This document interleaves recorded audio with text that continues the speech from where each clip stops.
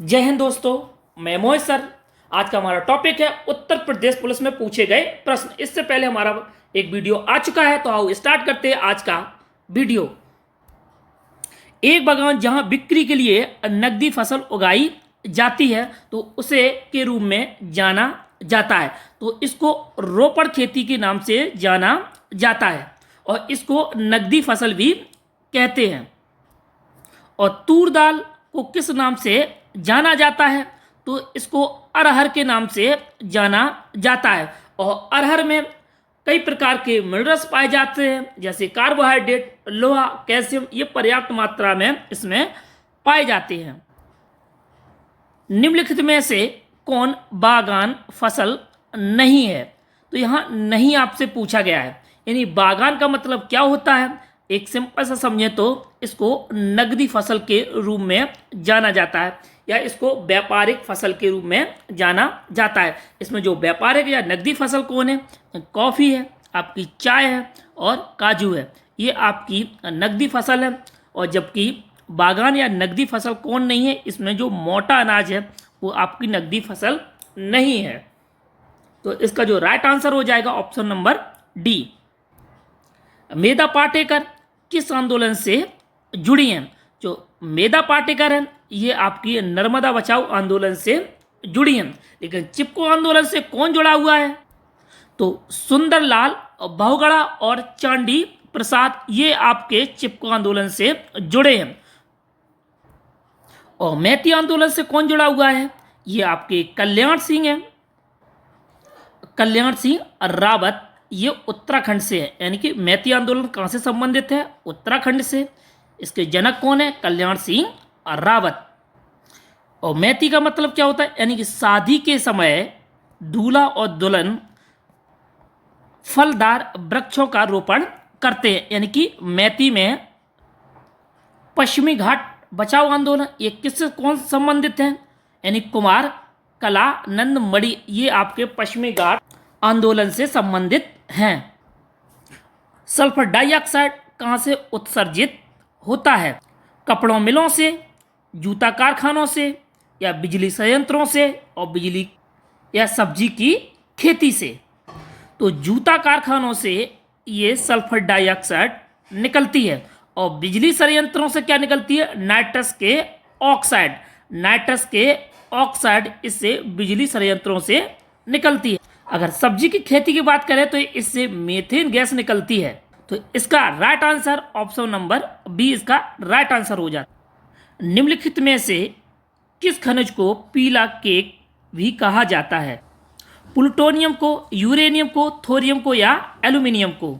तो यूरेनियम को पीला केक कहा जाता है। अगर हम यूरेनियम की बात करें तो यूरेनियम का सबसे बड़ा जो उत्पादक जो राज्य है वो आंध्र प्रदेश है। अगर हम जादूगोड़ा की बात करें, जादूगोड़ा की जो खान है वो झारखंड में स्थित है, वो यूरेनियम के लिए प्रसिद्ध खान है। बैलाडीला छत्तीसगढ़ में एक जगह है जो अपने समृद्ध भंडार के लिए जानी जाती है। यानी मैग्नीज के लिए, कोयला के लिए या तांबा के लिए या हेमेटाइट के लिए। तो ये हेमेटाइट के लिए जानी जाती है। यानी कि ये आपके लौह अयस्क के हैं और लोहे का यहाँ पर भंडार है। कहाँ पर? बैलाडीला छत्तीसगढ़ में। और लोह का अयस्क कौन है? हेमेटाइट। भारत का सबसे बड़ा बॉक्साइट उत्पादक राज्य। तो सबसे ज़्यादा जो बॉक्साइट का जो उत्पादन करता है वो आपका उड़ीसा करता है। और उड़ीसा के बाद आपका गुजरात करता है और गुजरात के बाद आपका झारखंड करता है। ये आपके 3 राज्य हैं जो आपके बॉक्साइट उत्पादन में अग्रणीय राज्य हैं। निम्नलिखित में से किस प्रकार का कोयला उच्चतम गुणवत्ता वाला कोयला है?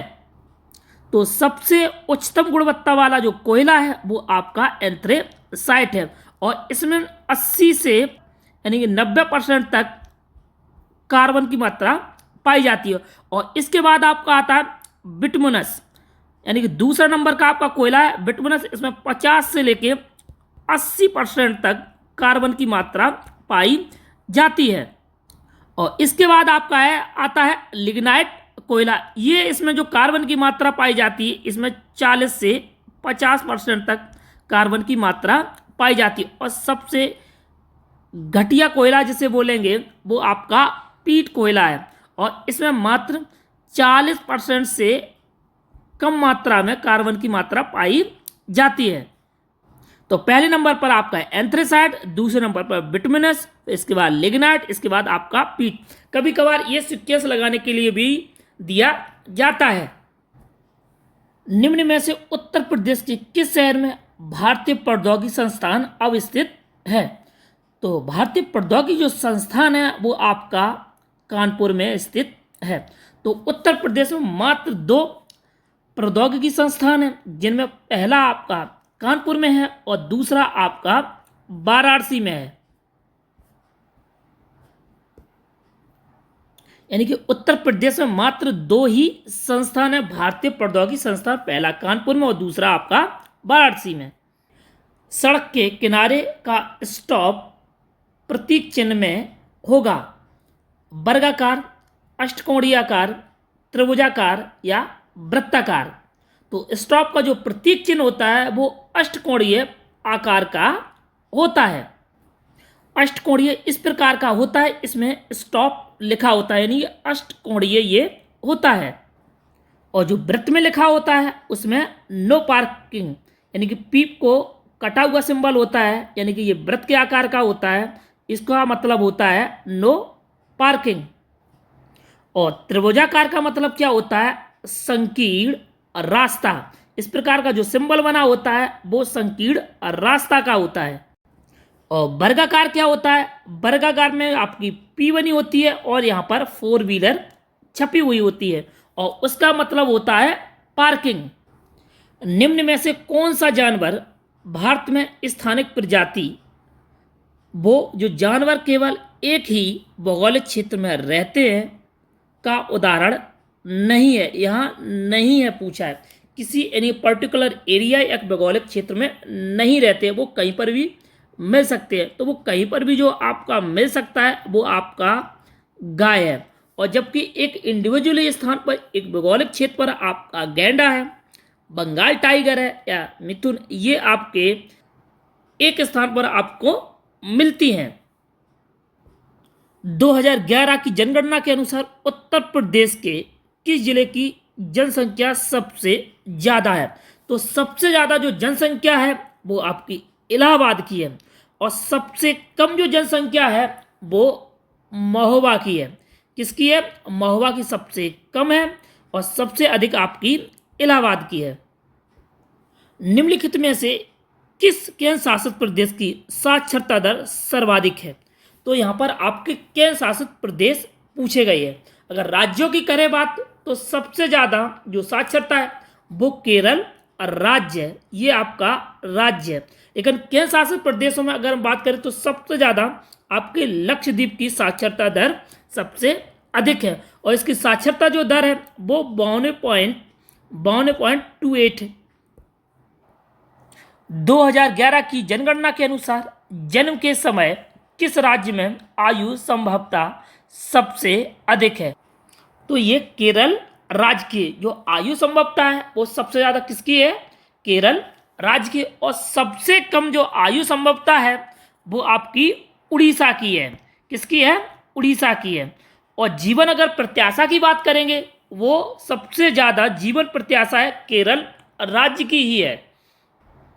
निम्नलिखित में से नदियों में किसका नाम संस्कृत शब्द लबड़ा वरी से लिया गया है, जिसका अर्थ होता है नमकीन? जो नमकीन नदी है उसको लूनी नदी के नाम से जाना जाता है। तो इसका right answer option number D. निम्नलिखित में से कौन सा पर्वत दर्रा भारत के उत्तराखंड राज्य में स्थित है? तो लिपू लेक जो दर्रा है वो उत्तराखंड का है, और उत्तराखंड में एक थागा दर्रा है, और आपका माना दर्रा है, और एक आपका नीति दर्रा है। ये आपके उत्तराखंड के दर्रे हैं। और सिक्किम राज्य के जो दर्रे हैं वो नाथुला दर्रा और जिलेपला दर्रा, ये भी आपके इम्पोर्टेंट दर्रे हैं। अक्सर करके दर्रे से अगर जो आपसे क्वेश्चन पूछे जाते हैं वो सिक्किम राज्य का या फिर उत्तराखंड राज्य से ही पूछे जाते हैं। भारत का वह कौन सा जिला है जहां व्यावसायिक वन की चिपको आंदोलन शुरू हुआ था? तो वो आपका उत्तराखंड का चमोली जिला है जो यहाँ से स्टार्ट हुआ था। इसका जो प्रारंभ हुआ था 1970 से इसका प्रारंभ हुआ था। बंगरू में हाथ की छपाई के लिए प्रसिद्ध केंद्रों में से एक है। जो बंगरू एक स्थान है वो आप राजस्थान का स्थान है। यहाँ पर हाथ की छपाई के लिए ये प्रसिद्ध केंद्र है। और जो आपका बंगरू पड़ता है वो आपका जयपुर में पड़ता है। और जम्मू कश्मीर की अगर हम बात करें तो यहाँ पर उच्च कोटि के ऊनी वस्त्र बनाए जाते हैं। और असम की बात करें तो यहाँ पर चाय के लिए ये प्रसिद्ध है। और केरल की बात करें तो ये मसालों के लिए ये प्रसिद्ध है। और लक्षद्वीप के लोग मलयालम के अलावा दूसरी कौन सी भाषा बोलते हैं? जो दूसरी भाषा बोलते हैं मलयालम के अलावा वो महल एक दूसरी भाषा है। और जो मिनिकॉय द्वीप उसका है उस पर सबसे ज़्यादा ये भाषा बोली जाती है। यूरोप जो यूनियन है उसमें 29 देश शामिल हैं। उन 29 देशों के जो मुद्रा है वो यूरो है। और 29 देशों में ये फिनलैंड भी शामिल है। तो इनकी भी मुद्रा क्या है? यूरो। ये वीडियो मेरा कैसा लगा तो आप लाइक करके इस वीडियो को बता सकते हैं और इसका समर्थन भी जाहिर कर सकते हैं। धन्यवाद।